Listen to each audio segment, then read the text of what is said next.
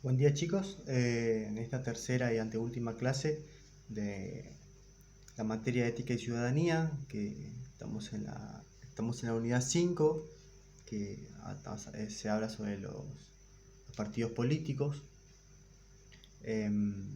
Para recordar un poco, para refrescar la mente, en la clase pasada estuvimos trabajando los partidos políticos, la historia moderna, digamos, los partidos políticos, y bueno, estábamos recordando que los partidos políticos se iniciaron en, en lo que fue el siglo XVI y XVII, en las revoluciones de Occidente, digamos, lo que es la Revolución Francesa, la inglesa, la estadounidense, eh, donde lo que buscaban los ciudadanos era una participación política igualitaria o más fuerte en el último caso, y entonces se iniciaron esas revoluciones a través también de la influencia del iluminismo, digamos, de la ilustración y de grandes pensadores que eh, plantearon las falencias que tenía, las grandes falencias que tenía este sistema monárquico, y cómo se podría, cómo se podría cambiar. Bueno, y así surgen, bueno, las primeras democracias, digamos, donde al tener libertad de expresión de todos los ciudadanos, se empezaron a surgir lo que son los partidos políticos, donde eran grandes agrupaciones donde todos pensaban o tenían un mismo objetivo, y a través de la mayoría de personas trataban de llegar sus demandas al gobierno. Y así de a poco empiezan a surgir estas instituciones, eh, ya más organizadas, con jerarquías y con patrimonio propio y demás. En esta nueva clase, esta tercera clase, vamos a estar trabajando lo que son el sufragio y el sistema electoral.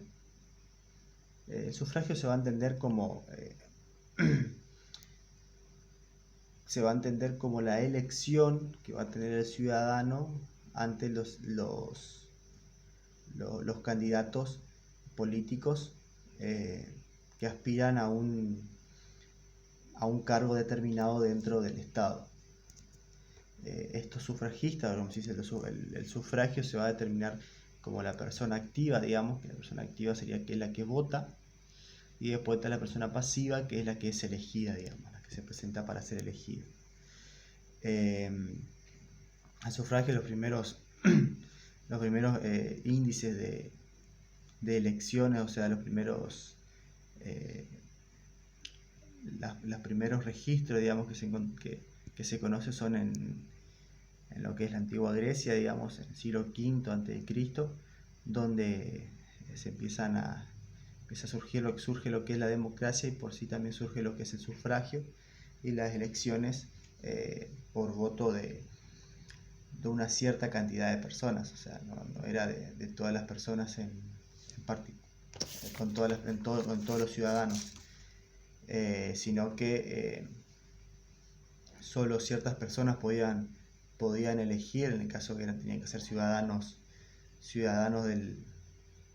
de la polis, tenían que ser mayores de edad, tenían que ser hombres, era una serie de requisitos donde la libertad, o sea, la igualdad universal, digamos, la igualdad de derechos no es que existía mucho, digamos.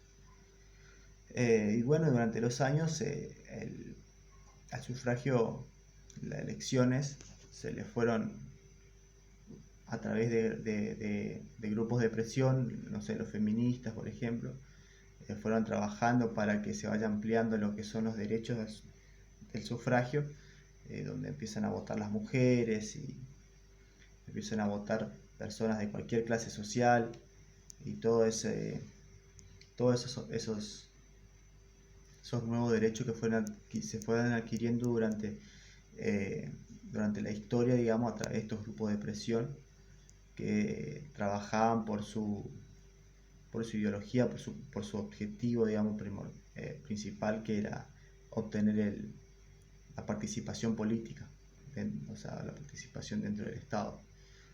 El sufragio va a tener varias características, o existen varias características, o existieron también, como le estaba comentando, sobre cómo los diferentes tipos de sufragio que había. Primero, una de las características es que es universal, que quiere decir eso, que el sufragio no importa la raza, el color, la raza, el color, el índole monetario, sino que todos tenían la misma posibilidad de votar, de sufragar. El segundo es, o sea, también está mezclado. El segundo, restringido, ¿qué quiere decir restringido? Que ese es todo lo contrario al universal. El restringido, no todas las personas podían votar, sino dependía mucho también del extracto social de donde salían, ¿viste? Si tenían mucha plata, podían votar. Si las mujeres no podían votar, por ejemplo, tenían que ser, ¿cómo les puedo decir? Tenían que ser ciudadanos legítimos, de padre y madre. Por ejemplo, no sé, si yo soy argentino, mi padre y mi madre tenían que ser argentinos para que yo vote. Si no, si eran extranjeros, yo ya no tenía, aunque yo haya nacido en Argentina, no tenía ese derecho de votar. El segundo, bueno, el sufragio masculino, bueno, que ese del inicio del sufragio siempre existió, casi siempre fue masculino, hasta los últimos 2 siglos, que se fueron peleando, digamos, para que en varios países se vaya. Ahora ya casi la mayoría de los países de Occidente empiecen o sea, votan las mujeres. Y bueno, el sufragio femenino, bueno, es la participación femenina dentro de las elecciones políticas. Esto hay que recordar también, que no siempre, no siempre fue así, y las mujeres activistas tuvieron que trabajar arduamente para conseguir el voto femenino. Cabe recordar que la primera movilización feminista, digamos, a favor de los derechos de las mujeres, y principalmente del derecho a votar, fue en Inglaterra. Se movió ahí en Londres. Fueron la primera movilización grande. Me estoy acordando del nombre de la líder, digamos, de ese grupo de presión, pero quedó en la historia dentro de lo que es la lucha por los derechos de las mujeres y de todos en general. Obligatorio. Esto es muy importante porque no en todos los países, si no es obligatorio, obviamente, si no votás, vas a percibir una multa. Pero en muchos países, o sea, hay países, por ejemplo Estados Unidos, donde el sufragio no es obligatorio. Vas si querés, y si no, no vas. Pero hay una diferencia también que hay que aclarar, que por ahí la cultura política en Estados Unidos por ahí es mucho más fuerte que lo que es acá en Argentina. En Estados Unidos solo hay 2 partidos políticos, o sea, los demócratas y los republicanos. Acá en Argentina tenemos miles de partidos políticos. Bueno, es otro tema para hablar, pero se pueden hasta tomar la libertad de que no sea obligatorio, porque saben que mucha gente igual va a ir a votar sin la necesidad de que le estén obligando, digamos. Voluntario, que se quiere decir con que sea voluntario, de que la persona tenga la elección de votar a quien quiera sin tener presión por alguien más. Por eso también es secreto, el sufragio es secreto, por lo menos acá en Argentina es secreto. Entonces eso permite que nadie sepa a quién le votaste. Entonces no corres riesgo de que te estén intimando por querer que votes a un candidato en particular. Eso vamos a hablar más adelante. Y después igualdad. ¿Qué se refiere con igualdad? Con la igualdad de voto sería, que tanto venga una persona con mucho dinero, con mucho poder, y el papelito, el sobre que él eligió tenga la misma, eh, tenga con la misma importancia que el mismo sobre que tengo yo, por ejemplo, ¿me entienden? Que soy una clase social media baja.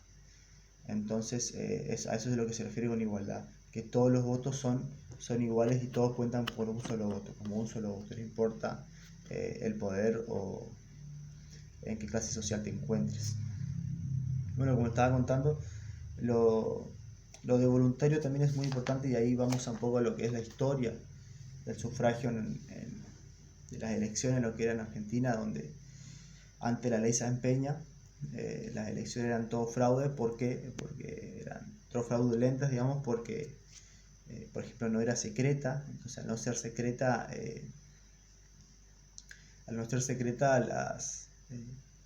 se le podía intimar a esas personas para que voten, y eso lo hacían para que voten a un cierto candidato en particular. Entonces las elecciones eran cantadas, se votaba en una iglesia, se le preguntaba el nombre, o sea, se le decía el nombre, vos tenías que levantar la mano y decir a quién votabas. Entonces con ese tipo de elecciones corres riesgos de que te, o sea, de que te presionen para votar, o sea, y no se hagan unas elecciones limpias.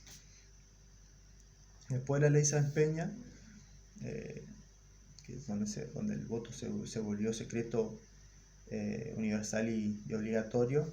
Universal en cierta parte porque todavía en ese tiempo solo votaban los hombres, pero se volvió más se volvió un poco más limpio, digamos, en las elecciones, y ya no se podía hacer tanto fraude.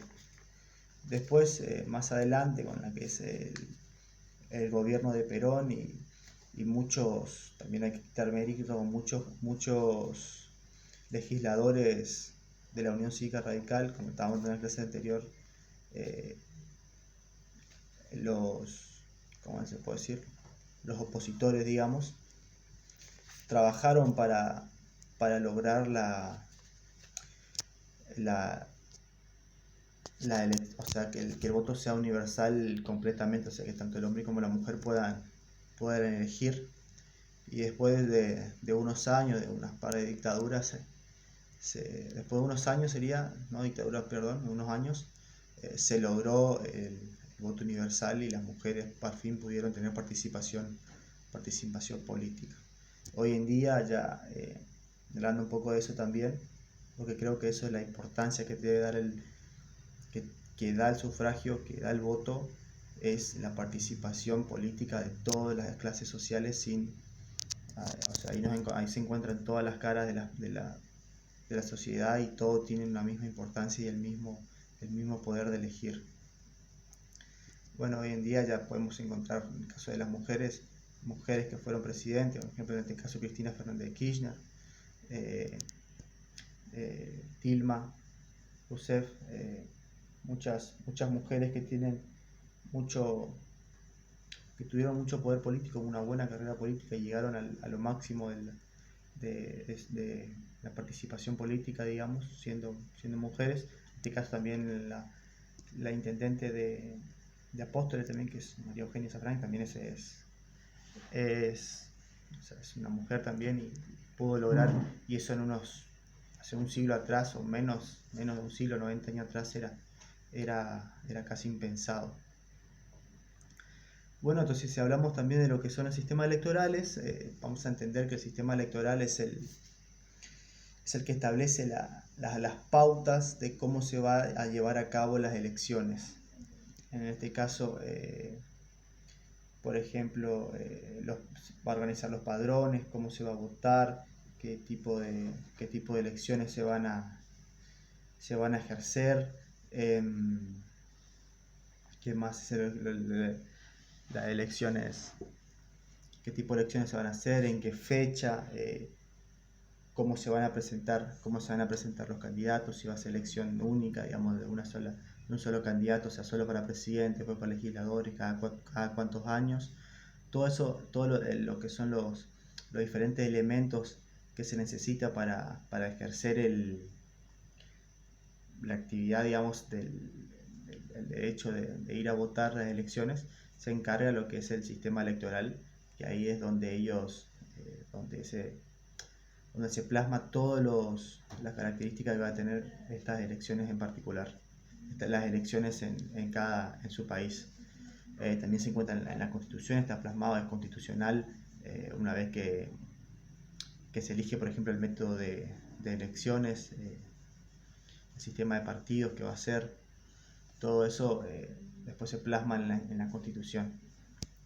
Bueno, la actividad de hoy van a ser, la primera actividad que elegí, vamos a trabajar sobre el sufragio y van a tener que poner las diferentes características que estuvimos mencionando del sufragio, y el segundo van a tener que armar una pequeña definición de lo que estamos hablando sobre las elecciones, sobre el sistema electoral y sus principales funciones dentro de las elecciones.